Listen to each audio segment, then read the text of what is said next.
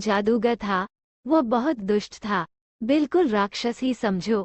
दूसरों को तंग करने में उसे बड़ा मजा आता था। उसने एक ऐसा जादुई आईना तैयार किया जिसमें हर अच्छी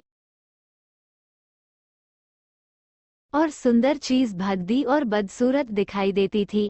आमतौर से तो उसमें अच्छी चीजें दिखाई ही नहीं देती थीं। खराब और बदसूरत चीजें उसमें खूब अच्छी मालूम पड़ती थीं। इस जादुई आईने में अगर कोई सुंदर आदमी देखता तो उसकी शक्ल बिल्कुल बिगड़ जाती थी। कभी सिर गायब तो कभी पेट गायब। हाथ पैर इस तरह मुड़े हुए और टूटे हुए से लगते थे कि कोई उसको पहचान नहीं सकता था। जादूगर ये देखकर दुष्टतापूर्वक हंसता था और मन ही मन बड़ा खुश होता था। जादूगर ने अपने बहुत से चेले पाल रखे थे। वे भी एक से एक बढ़कर दुष्ट थे। वे उस जादुई आईने को लेकर घूमते थे और लोगों को उनकी बदली हुई शक्लें दिखाकर चिढ़ाया करते थे। एक बार उसके शिष्यों को एक नई चाल सूझी। उन्होंने सोचा कि देवतागण और स्वर्ग की अप्सराएं वगैरह अपने को बहुत सुंदर मानती हैं। चलो उन्हें भी उनकी असली शक्ल इस आईने में दिखाई जाए। यह सोचकर वे जादू के बल से आईना उठाकर आसमान में उड़ने लगे।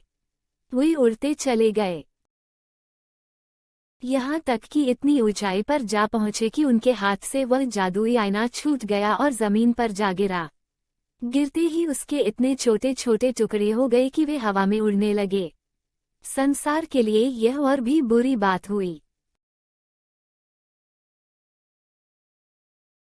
उस शैतान आईने के जर्रे कुछ लोगों की आंखों में पड़े और वे हर अच्छी चीज को बुरी समझने लगे। उस शैतान आईने के टुकड़े कुछ लोगों के दिल में भी जा बैठे। ये और भी बुरा हुआ।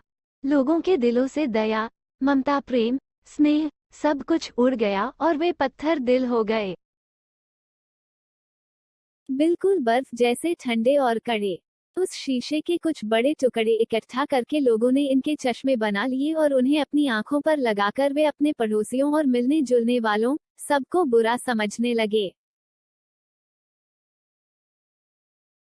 जादूगर ये देखकर खूब प्रसन्न हुआ और खिलखिलाकर हंसता रहा।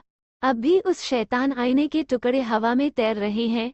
इनका क्या असर होता है, इसे हम आगे की कहानी में पढ़ेंगे।